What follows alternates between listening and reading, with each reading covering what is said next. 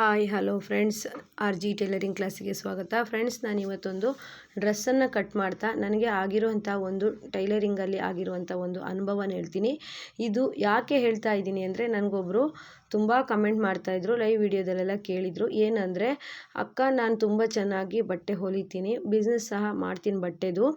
ಆದರೆ ನನಗೆ ಅಕ್ಕಪಕ್ಕದವರ ಮಿಸ್ಗೈಡಿಂದ ನನಗೆ ಸ್ವಲ್ಪ ಬಟ್ಟೆ ವ್ಯಾಪಾರ ಕಡಿಮೆ ಆಗಿದೆ, ಹಾಗೆ ಬಟ್ಟೆ ಹೊಲಿಯೋಕ್ಕೆ ಬರೋ ಕಸ್ಟಮರ್ ಸಹ ಕಡಿಮೆ ಆಗಿದ್ದಾರೆ. ಏನು ಮಾಡೋದು ಇದಕ್ಕೆ ಅಂತ ಹೇಳ್ಬಿಟ್ಟು ನನಗೆ ತುಂಬ ರಿಕ್ವೆಸ್ಟ್ ಕೇಳ್ತಾಯಿದ್ರು, ಏನಾದರೂ ಪರಿಹಾರ ಹೇಳಿ ಅಂತ ಹೇಳ್ಬಿಟ್ಟು. ಇದು ಒಂದು ಕಣ್ಣು ದೃಷ್ಟಿಯಿಂದನೂ ಆಗುತ್ತೆ, ಅಲ್ಲದೇ ಈ ರೀತಿ ಮಿಸ್ಗೈಡ್ ಮಾಡ್ತಾರಲ್ವ, ನಾವು ಬಟ್ಟೆ ಜಾಸ್ತಿ ಹೊಲಿತಿರ್ತೀವಿ ಇಲ್ಲ ಬಟ್ಟೆ ವ್ಯಾಪಾರ ಮಾಡ್ತಿರ್ತೀವಿ ಅಂದಾಗ ಅವರಿಗೆ ನೋಡಿ ಸಹಿಸ್ಕೊಳಕ್ಕಾಗಲ್ಲ. ಈ ರೀತಿ ಇರೋರು ಸಹ ನಮ್ಮ ಬಗ್ಗೆ ಜನ ಬಟ್ಟೆ ಹೊಲ್ಸೋಕ್ಕಾಗಲಿ ಮತ್ತು ಬಟ್ಟೆ ತಗೊಳಕ್ಕಾಗಲಿ ನಮ್ಮ ಹತ್ರ ಬರದೇ ಇರೋ ಹಾಗೆ ತಡೀತಾರೆ. ಈ ರೀತಿ ನನಗೂ ಸಹ ಒಂದು ಅನುಭವ ಆಗಿದೆ. ಅದಕ್ಕೆ ನಾವು ಏನು ಮಾಡಬೇಕು ಆ ರೀತಿ ಆಗೋದಕ್ಕೆ ಅಂತ ಹೇಳ್ಬಿಟ್ಟು ನಾನು ಇವತ್ತು ಈ ವಿಡಿಯೋದಲ್ಲಿ ಹೇಳ್ತೀನಿ. ಈ ಡ್ರೆಸ್ಸನ್ನು ಕಟ್ ಮಾಡ್ತಾ ಈ ವಿಡಿಯೋದಲ್ಲಿ ನನಗೆ ಆಗಿರುವಂಥ ಟೈಲರಿಂಗಲ್ಲಿ ನನಗೆ ಒಬ್ಬರು ಈ ರೀತಿ ಮಾಡಿದ್ರು, ತುಂಬ ಬೇಜಾರು ಆಗೋವಂಥ ಸನ್ನಿವೇಶ. ಅದನ್ನು ನಾನು ನಿಮ್ಗೆ ಹೇಳ್ತೀನಿ. ಈ ರೀತಿ ನಿಮಗೂ ಆಗಿದ್ದರೆ ನನಗೆ ಕಮೆಂಟ್ ಮಾಡಿ ಹೇಳಿ. ಏನಂತಂದರೆ, ನಮ್ಮೂರಿಗೆ ಬೇರೆ ಊರಿಂದ ಬಂದುಬಿಟ್ಟು ಅಂಗಡಿ ಮಾಡಿದರು. ನಾನು ಬಟ್ಟೆ ಹೊಲಿತಾ ಇದೇ ಊರಲ್ಲಿ 20 ವರ್ಷ ಆಯಿತು. ನನಗೆ ಇಲ್ಲೇ ಒಂದು ಕಣ್ಣೂರು ಅಂತ ಬರುತ್ತೆ, ಅಲ್ಲಿ ನನಗೆ ತುಂಬ ಜನ ಕಸ್ಟಮರ್ ಬರ್ತಾಯಿದ್ರು. 15 ವರ್ಷದಿಂದ ಕಸ್ಟಮರ್ ಬರ್ತಾಯಿದ್ರು. ತಕ್ಷಣ ಆ ಊರಿಂದ ಬರೋವಂಥ ಕಸ್ಟಮರ್ ಎಲ್ಲ ನಿಂತೋಯ್ತು, ಯಾರೂ ಬರ್ತಾ ಇರಲಿಲ್ಲ. ಒಂದು 2 ತಿಂಗಳು ಆ ಊರಿಂದ ಯಾವುದೇ ಥರ ಕಸ್ಟಮರು ನನಗೆ ಬರಲಿಲ್ಲ. ನಾನು ಸಹ ಅಷ್ಟಾಗಿ ಅಂದರೆ ಬಟ್ಟೆ ನನಗೆ ಬೇರೆ ಕಸ್ಟಮರಿಂದ ತುಂಬ ಬಟ್ಟೆ ಬರ್ತಿರೋದ್ರಿಂದ ನಾನು ಅದ್ರ ಬಗ್ಗೆ ಅಬ್ಸರ್ವ್ ಮಾಡೋಕ್ಕೆ ಹೋಗಲಿಲ್ಲ. ಇಲ್ಲಾಂದರೆ ಕೆಲವರಿಗೆ ಅದೇ ಕಡೆಯಿಂದನೇ ಬರೀ ಬಟ್ಟೆ ಬರೋದಾದರೆ ಅವರು ಏಕಪ್ಪ ಬರಲಿಲ್ಲ ಅಂತೇಳಿ ಅಬ್ಸರ್ವ್ ಮಾಡ್ತಿದ್ರು. ಒಂದು 2 ತಿಂಗಳಾದರೂ ನನಗೆ ಕಣ್ಣೂರು ಅನ್ನೋ ಊರಿಂದ ಯಾವುದೇ ಥರ ಬಟ್ಟೆನೂ ಬರಲಿಲ್ಲ. ಆದರೆ ಅಲ್ಲಿಂದ ಬರೋವಂಥ ಒಬ್ಬರು ಕಸ್ಟಮರು ನಂಗೊಂದು ದಿವಸ ಬಂದು ಹೇಳಿದ್ರು, ಅಪ್ಪ ದೇವ್ರೆ, ನಾನು ಇವತ್ತು ನನಗೆ ಎಲ್ಲಿ ಬಟ್ಟೆ ಹೊಲಿಸಿದ್ರು ಸಮಾಧಾನ ಆಗೋಲ್ಲ, ನೀವು ಹೊಲ್ಕೊಟ್ರೆ ನಂಗೆ ಕರೆಕ್ಟ್ ಆಗುತ್ತೆ ರೇವತಿ. ನಾನು ಈ ಕರೆಕ್ಟಾಗಿ ನಿಮ್ಮ ಮನೆಗೆ ಬರೋ ರೋಡಿಂದ ಬರಲಿಲ್ಲ, ಬೇರೆ ರೋಡಿಂದ ಬಂದೆ ಅಂತ ಹೇಳಿದ್ರು. ಯಾಕೆ ನೀವು ನಮ್ಮ ಮನೆಗೆ ಬಂದು ಬಟ್ಟೆ ಹೊಲಿಸ್ತಿದ್ರಲ್ಲ, ಯಾಕೆ ನೀವು ನನ್ನ ಹತ್ರನೇ ಬಟ್ಟೆ ಹೊಲಿಸ್ತಿದ್ರಲ್ಲ, ಇತ್ತೀಚೆಗೆ ನಮ್ಮ ಮನೆಗೆ ಬಟ್ಟೆ ಹೊಲ್ಸೋಕ್ಕೆ ಬರ್ತಿಲ್ವಲ್ಲ ಅಂತ ಕೇಳಿದೆ. ಇಲ್ಲ, ಅಲ್ಲಿ ಬಸ್ ಸ್ಟ್ಯಾಂಡಲ್ಲಿ ಬೇಕ್ರಿ ಇದೆಯಲ್ಲ, ಅಲ್ಲಿರೋ ಒಬ್ಬರು ಆಂಟಿ ನಮಗೆ ಈ ಕಡೆ ರೇವತಿ ಮನೆಗೆ ಬಟ್ಟೆ ಹೊಲ್ಸೋಕ್ಕೆ ಹೋಗ್ತೀವಿ ಅಂದರೆ ಈ ಕಡೆ ಬರೋದಕ್ಕೆ ಬಿಡ್ತಾನೆ ಇರಲಿಲ್ಲ. ಬೇಡ ಬೇಡ, ಇಲ್ಲಿ ಬೇರೆ ಟೈಲರ್ ಇದ್ದಾರೆ, ತುಂಬ ಚೆನ್ನಾಗಿ ಹೊಲಿತಾರೆ, ತುಂಬ ಬೇಗ ಕೊಡ್ತಾರೆ, ರೇವತಿ ಹತ್ರ ಹೋಗೋದು ಬೇಡ ಅಂತ ಹೇಳ್ಬಿಟ್ಟು, ಅವಳು ಚೆನ್ನಾಗಿ ಬಟ್ಟೆ ಹೊಲಿಯಲ್ಲ, ಬೇರೆ ಕಡೆ ಕೊಡೋಣ, ನಾನು ಕರ್ಕೊಂಡು ಹೋಗ್ತೀನಿ ಅಂತ ಹೇಳ್ಬಿಟ್ಟು ಅವರು ಬೇಕ್ರಿ ಕೆಲಸ ಬಿಟ್ಬಿಟ್ಟು ಬಂದಿರೋಂಥ ಕಸ್ಟಮರ್ನೆಲ್ಲ ಕರ್ಕೊಂಡೋಗಿ ಬೇರೆ ಟೈಲರ್ ಹತ್ರ ಬಿಡ್ತಾ ಇದ್ರಂತೆ. ನನಗೆ 2 ತಿಂಗಳಾದರೂ ಆ ವಿಷಯ ಗೊತ್ತೇ ಇಲ್ಲ. ಯಾಕಂದರೆ ನಮ್ಮ ಮನೆಗೆ ಬರೋ ಎಂಟ್ರೆನ್ಸ್ ದಾರಿಯಲ್ಲೇ ಅವರ ಬೇಕ್ರಿ ಇತ್ತು. ನನಗೆ ತುಂಬ ಬೇಜಾರಿತ್ತು. ಅವ್ರು ಬಂದು ಹೇಳ್ತಾ ಇದ್ರು ನನಗೂ ಸಹ ಇದೇ ರೀತಿ ಬೇರೆ ಟೈಲರ್ ಹತ್ರ ಕರ್ಕೊಂಡೋಗಿದ್ರು, ರೇವತಿ ಹತ್ರ ನೀನು ಬಟ್ಟೆ ಕೊಡೋದು ಬೇಡ ಅಂತ ಹೇಳ್ಬಿಟ್ಟು. ನಾನು ಹೋಗಿ ಹೊಲಿಸ್ದೆ, ಆದರೆ ನನಗೆ ಕರೆಕ್ಟ್ ಆಗಿಲ್ಲ. ಇವತ್ತು ನಾನು ಆ ರೋಡಿಂದ ಬಂದಿಲ್ಲ, ಮತ್ತು ಬೇರೆ ಕಡೆ ಇರೋ ರೋಡಿಂದ ಬಂದೆ ಅಂತ ಹೇಳಿದ್ರು. ನಂಗೆ ತುಂಬ ಬೇಜಾರಾಯಿತು. ನಾನು ಅವರಿಗೆ ಏನೂ ಮಾಡಿಲ್ಲ, ಆದರೆ ಯಾಕೆ ಅವರು ನನಗೆ ಈ ರೀತಿ ಮಾಡಿದರು ಅಂತ ಹೇಳ್ಬಿಟ್ಟು ನಂಗೆ ಬೇಜಾರಾಯಿತು. ಆದರೂ ನಾನು ಸುಮ್ಮನೆ ಇದ್ದೆ. ಯಾರೋ ಹೇಳಿದ ಮಾತನ್ನು ಕೇಳಿಕೊಂಡು ಮತ್ತೆ ಕೇಳೋದು ಬೇಡ ಅಂದ್ಬಿಟ್ಟು ಸುಮ್ಮನೆ ಆದೆ. ನೆಕ್ಸ್ಟ್ ದಿನ ಇನ್ನೂ 2-3 ಜನ ಬಂದ್ಬಿಟ್ಟು ಅದೇ ರೀತಿ ಹೇಳಿದ್ರು. ಅವ್ರು ಇದ್ದಾರಲ್ವ, ನಮಗೆ ಎಲ್ಲಿಗೆ ಅಂತ ಕೇಳ್ತಾರೆ ದಾರಿಯಲ್ಲಿ ಬರುವಾಗ, ರೇವತಿ ಮನೆಗೆ ಬಟ್ಟೆ ಹೊಲ್ಸೋಕ್ಕೆ ಅಂದಾಗ, ಬೇಡ ಬೇಡ, ಒಳ್ಳೆ ಟೈಲರ್ ಇದ್ದಾರೆ, ನಾವು ಇಲ್ಲಿ ಬೇರೆ ಕಡೆ ಕರ್ಕೊಂಡು ಹೋಗ್ತೀನಿ ಅಂತ ಹೇಳ್ಬಿಟ್ಟು ಅವ್ರು ಇರೋ ಕೆಲಸನ ಬಿಟ್ಬಿಟ್ಟು ಕರ್ಕೊಂಡು ಹೋಗ್ತಾಯಿದ್ರು. ಅವರು ಮಾಡೋ ಕೆಲಸನ ಬಿಟ್ಬಿಟ್ಟು ನನಗೆ ಬಟ್ಟೆ ಹೊಲ್ಸೋಕ್ಕೆ ಬರ್ತಿದ್ದಂಥ ಕಸ್ಟಮರ್ನ ಅವರು ಕರ್ಕೊಂಡೋಗಿ ಅಲ್ಲಿ ಬಟ್ಟೆ ಕೊಡ್ತಿದ್ರಂತೆ. ಆಮೇಲೆ 2-3 ಜನ ದಿವಸ ಹೇಳಿದಾಗ ನಮ್ಮ ಮನೆಯವರು ಕೇಳಿದ್ರು, ನೀನೇ ಹೋಗಿ ಮಾತಾಡ್ತೀಯಾ, ನಾನೇ ಹೋಗಿ ಅವರಿಗೆ ಹೇಳಲಾ, ಯಾಕೆ ನಮ್ಗೆ ತೊಂದರೆ ಕೊಡ್ತಿದ್ದಾರೆ ಅಂತ ಹೇಳ್ಬಿಟ್ಟು ಕೇಳಿದ್ರು. ಇಲ್ಲ, ನಾನೇ ನಾಳೆ ಹೋಗಿ ಕೇಳ್ತೀನಿ ಬಿಡ್ರಿ ಅಂತ ನಾನು ಹೇಳಿದೆ. ಆಮೇಲೆ ದಿವಸ ನಾನು ಹೋಗಿ ಯಾರು ಅಂಥೇಳಿ ನೋಡುವಾಗ ಅವರು ನನ್ನ ಹತ್ರ ಬಟ್ಟೆಗಳನ್ನು ಹೊಲಿಸಿ ದುಡ್ಡು ಕೊಡ್ದೇನೆ ನಾನು ಅವರಿಗೆ ಬೈದ್ಬಿಟ್ಟು ಅವ್ರ ಮನೆ ಬಾಗಿಲಿಗೆ ಹೋಗಿ ಇಸ್ಕೊಂಡು ದುಡ್ಡು ಬಂದಿದ್ದೆ. ಅವರು ನನಗೆ ಈ ರೀತಿ ಮಾಡ್ತಾಯಿದ್ರು. ಯಾಕಂದರೆ ಅವರು ನನ್ನ ಹತ್ರ ಬಟ್ಟೆ ಹೊಲಿಸಿದ್ರಲ್ವ, ಆ ದುಡ್ಡನ್ನು ನಾನು ಕೇಳಿದೆ, ಇಸ್ಕೊಂಡೆ ಅಂತ ಹೇಳಿಬಿಟ್ಟು ಅವರಿಗೆ ಆ ರೀತಿ ಮಾಡ್ತಾಯಿದ್ರು. ನನಗೆ ಬೇಜಾರಾಯಿತು. ಯಾಕೆ ನೀವು ಈ ರೀತಿ ಮಾಡ್ತಾಯಿದ್ದೀರಾ, ನನ್ನ ಹತ್ರ ಬರೋ ಕಸ್ಟಮರನ್ನು ನೀವು ಇಲ್ಲಿಂದ ಬೇರೆ ಕಡೆ ಯಾಕೆ ಕರ್ಕೊಂಡು ಹೋಗ್ತಿದ್ದೀರಾ, ಕಸ್ಟಮರ್ ಇಷ್ಟ, ಅವರಿಗೆ ಯಾವ ಟೈಲರ್ ಬೇಕೋ ಅವ್ರ ಹತ್ರ ಹೋಗ್ತಾರೆ, ನೀವು ಯಾಕೆ ಕರ್ಕೊಂಡು ಹೋಗ್ತೀರಾ, ನನ್ನ ಹತ್ರ ಬರೋ ಕಸ್ಟಮರನ್ನು ನೀವು ಯಾಕೆ ಮಿಸ್ಗೈಡ್ ಮಾಡ್ತೀರಾ, ನನ್ನ ಬಗ್ಗೆ ನಾನು ಎಂತ ಮಾಡಿದ್ದೆ ನಿಮಗೆ ಅಂತ ಕೇಳಿದಾಗ ಅವ್ರು ಹೇಳಿದ್ರು, ಇಲ್ಲ ನಾನು ಆ ರೀತಿ ಮಾಡಿಲ್ಲ ಹಾಗೆ ಹೀಗೆ ಅಂದರು. ನಾನು ಹೇಳಿದೆ ನನಗೆ ಒಬ್ಬರು ಇಬ್ಬರು ಅಲ್ಲ ತುಂಬ ಜನ ಇದೇ ರೀತಿ ಹೇಳಿದ್ರು. ಅಂದರೆ ನಾವು ರೇವತಿ ಮನೆಗೆ ಬಟ್ಟೆ ಹೊಲ್ಸಕ್ಕೆ ಹೋಗೋದು ಅಂದರೆ ಇಲ್ಲಿ ಬೇಡ ಅಲ್ಲಿ ಕೊಡಿ ಅಂತ ಹೇಳ್ತಾರೆ ಅಂತೇಳಿ ಹೇಳಿದ್ರು. ಅದಕ್ಕೆ ನಾನು ಕೇಳಕ್ಕೆ ಬಂದೆ, ನಾನೇನಾದರೂ ನಿಮ್ಮ ಕೆಲಸಕ್ಕೆ ತೊಂದರೆ ಕೊಟ್ಟಿದ್ದೀನಾ? ನಿಮ್ಮ ಬೇಕ್ರಿ ಕೆಲಸಕ್ಕೆ ತೊಂದರೆ ಕೊಟ್ಟಿದ್ದೀನಾ? ಇಲ್ಲ ಅಲ್ವಾ, ನನ್ನ ಕೆಲಸಕ್ಕೆ ಯಾಕೆ ತೊಂದರೆ ಕೊಡ್ತೀರಾ ಅಂತ ನಂಗೆ ಬೇಜಾರಾಯಿತು. ಅವರು ಹೇಗಂತ ಅಂದರೆ ಅವರಿಗೂ 3 ಜನ ಹೆಣ್ಮಕ್ಳಿದ್ರು.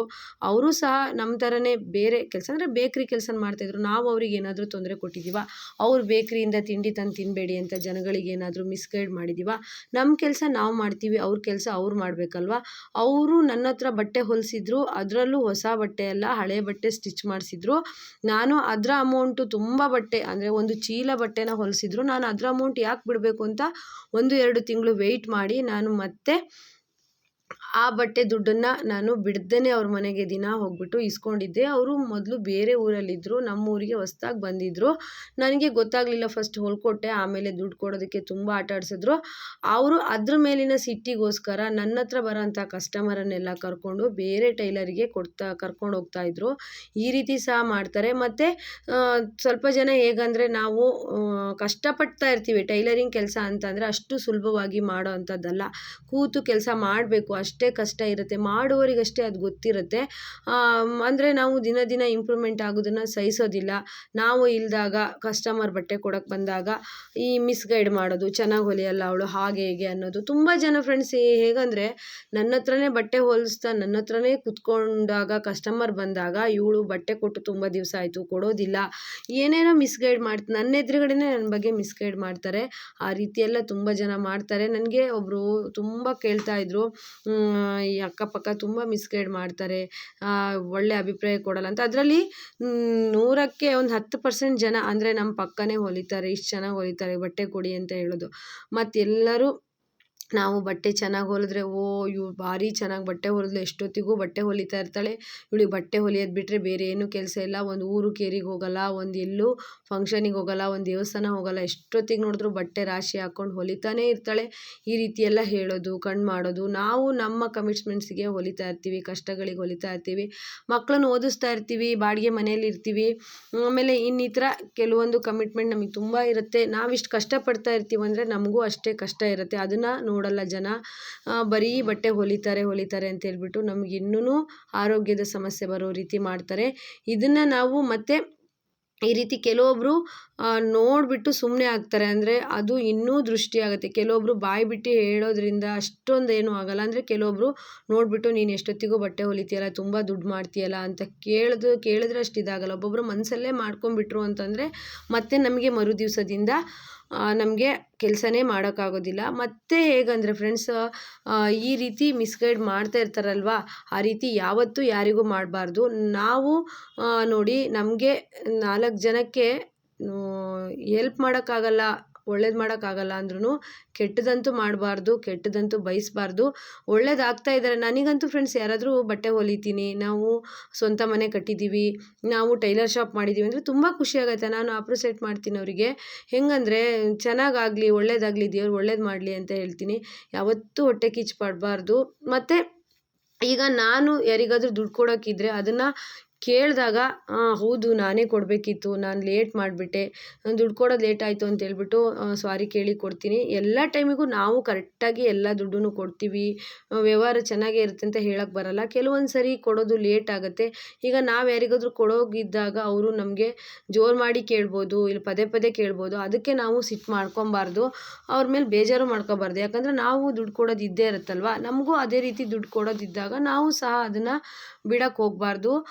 ಮತ್ತು ನೀವು ಕಷ್ಟಪಟ್ಟು ಸ್ಟಿಚ್ ಮಾಡಿದ್ದೀರಾ ಅಂತ ಅಂದರೆ ಬಟ್ಟೆ ದುಡ್ಡು ಕೇಳೋದಕ್ಕೆ ಯಾವತ್ತೂ ಹೆದರಬೇಡಿ. ನನ್ನ ಸ್ವಂತ ತಂಗಿನೂ ಸಹ ಟೈಲರಿಂಗ್ ಮಾಡ್ತಾಳೆ. ಅವಳು ಬಟ್ಟೆ ಎಲ್ಲ ಸ್ಟಿಚ್ ಮಾಡ್ತಾಳೆ, ಎಲ್ಲ ಸರಿ. ಆದರೆ ಕಸ್ಟಮರ್ ಹತ್ರ ದುಡ್ಡು ಇಸ್ಕೊಳ್ಳೋಕ್ಕೆ ಅವಳಿಗೆ ತುಂಬ ಮುಜುಗರ ಮಾಡ್ಕೊಳ್ತಾಳೆ. ಅಂದರೆ ಸ್ವಾಭಿಮಾನಿ ಥರ ನಾನು ಹೇಳೋದು, ನಾವು ಏನು ಯಾರ ಹತ್ರನೂ ಸುಮ್ಮನೆ ದುಡ್ಡು ಕೇಳ್ತಿಲ್ವಲ್ಲ, ನಾವು ಕಷ್ಟಪಟ್ಟು ಕೆಲಸ ಮಾಡಿಬಿಟ್ಟೆ ದುಡ್ಡು ಕೇಳ್ತೀವಿ. ಯಾರಾದರೂ ಅಮೌಂಟ್ ಎಷ್ಟಾಯ್ತು, ಈಗ ರಿಲೇಷನ್ನೇ ನಿಮಗೆ ಬಟ್ಟೆನ ಕೊಟ್ಟಿರ್ತಾರೆ ಅಂತ ತಿಳ್ಕೊಳ್ಳಿ, ಅವರೇ ಬಟ್ಟೆ ಎಲ್ಲ ಹೊಲ್ಕೊಟ್ಮೇಲೆ ನಿಮಗೆ ಅಮೌಂಟ್ ಎಷ್ಟಾಯಿತು ಕೇಳಿದಾಗ ನೀವು ಕರೆಕ್ಟಾಗಿ ಹೇಳಿ, ಅಮೌಂಟ್ ಎಷ್ಟಾಗಿದೆ ಅಂತ ಕರೆಕ್ಟಾಗಿ ಹೇಳಿ. ಯಾಕಂದರೆ ರಿಲೇಷನ್ನು ಅಂತ ಹೇಳ್ಕೊಂಡು ನೀವು ಇದ್ದರೆ ನೀವು ಮಾಡಿರೋಂಥ ಕೆಲಸಕ್ಕೆ ಎಲ್ಲಿ ನಿಮಗೆ ಲಾಭ ಸಿಗುತ್ತೆ ಅಲ್ವಾ. ಹಾಗಾಗಿ ನಾವು ಸಹ ಏನೋ ಒಂದು ಕೆಲಸ ಮಾಡ್ತಿರ್ತೀವಿ ಅಂದರೆ ಕಮಿಟ್ಮೆಂಟ್ ಇರುತ್ತೆ ಅಂತಲೇ ಮಾಡ್ತಾ ಇರ್ತೀವಲ್ಲ.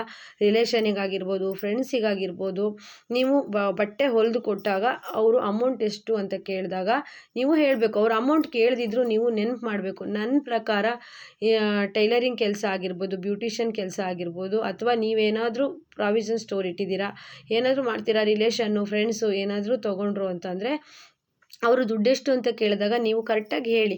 ಇಲ್ಲ ಅಂದರೆ ನೀವು ನೆನಪು ಮಾಡಿ. ಯಾಕಂದರೆ ನಿಮಗೂ ಏನು ಫ್ರೀಯಾಗಿ ಬಂದಿರಲ್ವಲ್ಲ, ಹಾಗಾಗಿ ಕೆಲಸ ಮಾಡಿದ್ದಕ್ಕೆ ತಕ್ಕಾಗಿ ನೀವು ದುಡ್ಡನ್ನು ಕೇಳೋ ಅಂಥದ್ದು ಮತ್ತು ದುಡ್ಡು ಇಸ್ಕೊಳ್ಳೋ ಅಂಥದ್ದು ತಪ್ಪಲ್ಲ. ನಾವು ಯಾರ ಹತ್ರನೂ ಸುಮ್ಮನೆ ದುಡ್ಡು ಕೇಳ್ತಿಲ್ಲ. ಸುಮ್ಮನೆ ನಮಗೆ ದುಡ್ಡು ಬೇಕು ಅಂತ ಕೇಳೋದು ತಪ್ಪಾಗುತ್ತೆ. ಅದೇ ನಾವು ಕಷ್ಟಪಟ್ಟು ಕೆಲಸ ಮಾಡಿರೋದನ್ನು ಕೇಳೋದಕ್ಕೆ ಯಾಕೆ ಮುಜುಗರ ಪಟ್ಕೊಬೇಕು. ನಾನು ಹೇಳೋದು ಅಷ್ಟೇ, ನೀವು ರಿಲೇಷನಿಗೆ ಹೊಲ್ಕೊಡಿ, ಯಾರಿಗೇ ಹೊಲ್ಕೊಡಿ. ಅವರು ಈಗ ತುಂಬ ಹತ್ರ ಅಮ್ಮ, ಅತ್ತೆ ಈ ರೀತಿಯವ್ರಿಗೆ ಹೊಲ್ಕೊಟ್ಟಾಗ ಅವರು ಎಷ್ಟಿರುತ್ತೋ ಅಷ್ಟು ಕೊಡ್ತಾರೆ. ಆಗ ನಾನು ಬೇಡ ಅನ್ನಲ್ಲ, ಇಸ್ಕೊಳ್ತೀನಿ. ಯಾಕಂದರೆ ನಾವು ನಮಗೆ ಬಂದಿರೋಂಥ ಲಕ್ಷ್ಮಿನ ಬೇಡ ಅಂತ ಹೇಳಬಾರ್ದು. ಅವ್ರು ಪ್ರೀತಿಯಿಂದ ಇಷ್ಟಂತ ಕೊಟ್ಟಾಗ ಹಾಂ ಆಯಿತು ಅಂತ ಹೇಳೋದು. ಕೊಡದೇ ಇದ್ದರೂ ಒಂದು ಸ್ವಲ್ಪ ದುಡ್ಡಾದರೂ ಕೊಡಿ, ನಾನು ಇಷ್ಟು ಸ್ಟಿಚ್ ಮಾಡಿದ್ದೀನಿ ಅಂತ ಹೇಳ್ಬಿಟ್ಟು ಇಸ್ಕೊಳ್ಳೋ ಅಂಥದ್ದು ಮಾಡಿ. ಯಾಕಂದರೆ ಕಷ್ಟಪಟ್ಟು ಹೊಲಿದಿರ್ತೀವಿ, ಅದಕ್ಕೆ ತಕ್ಕ ಪ್ರತಿಫಲ ಬಂದಾಗ ನಮ್ಗೆ ಇನ್ನೂ ಬಟ್ಟೆ ಹೊಲಿಬೇಕು ಅಂತ ಹೇಳಿ ಅನಿಸುತ್ತೆ. ಫ್ರೆಂಡ್ಸ್ ನೋಡಿ, ಈ ವಿಡಿಯೋದಲ್ಲಿ ನಾನು ನನ್ನ ಒಂದು ಟೈಲರಿಂಗ್ ಅನುಭವನ ಹೇಳ್ಕೊಂಡಿದ್ದೀನಿ. ನಿಮಗೂ ಈ ವಿಡಿಯೋ ಇಷ್ಟ ಆದರೆ ಲೈಕ್ ಮಾಡಿ, ಶೇರ್ ಮಾಡಿ, ಕಮೆಂಟ್ ಮಾಡಿ. ಹಾಗೆ ವಿಡಿಯೋಕ್ಕೊಂದು ಲೈಕ್ ಕೊಡಿ. ಯಾಕೆ ಗೊತ್ತಾ, ನನಗೆ ನೀವು ಲೈಕ್ ಮಾಡಿದಷ್ಟು ಇನ್ನೂ ವಿಡಿಯೋಗಳನ್ನು ಚೆನ್ನಾಗಿ ಮಾಡೋವಂಥ ಒಂದು ಹುಮ್ಮಸ್ಸು ಬರುತ್ತೆ. ಹಾಗೆ ನಿಮಗೂ ಈ ರೀತಿ ಏನಾದರೂ ಅನುಭವ ಆಗಿದ್ದರೆ ನನಗೆ ಕಮೆಂಟ್ ಮಾಡಿ ಹೇಳಿ. ಎಲ್ಲ ಟೈಲರ್ಸ್ಗಳಿಗೂ ಎಲ್ಲ ಕೆಲಸದಲ್ಲೂ ಈ ರೀತಿ ನಮ್ಮ ಬಗ್ಗೆ ಬ್ಯಾಡಾಗಿ ಮಾತಾಡೋರು ತುಂಬ ಜನ ಇರ್ತಾರೆ. ಅದಕ್ಕೆ ತಲೆ ಕೆಡಿಸ್ಕೊಳ್ದೇ ನೀವು ಕರೆಕ್ಟಾಗಿ ಕೆಲಸ ಮಾಡಿಬಿಟ್ಟು ಒಳ್ಳೆ ಅರ್ನಿಂಗ್ಸನ್ನು ಮಾಡಿ ಅಂತ ಹೇಳ್ತೀನಿ. ಯಾಕಂದರೆ ಎಲ್ಲ ಕೆಲಸದಲ್ಲೂ ಇದು ಸಮಸ್ಯೆ ಇದ್ದಿದ್ದೇ. ಓಕೆ ಫ್ರೆಂಡ್ಸ್, ಬಾಯ್. ನೆಕ್ಸ್ಟ್ ವಿಡಿಯೋದಲ್ಲಿ ಮತ್ತೆ ಸಿಗೋಣ.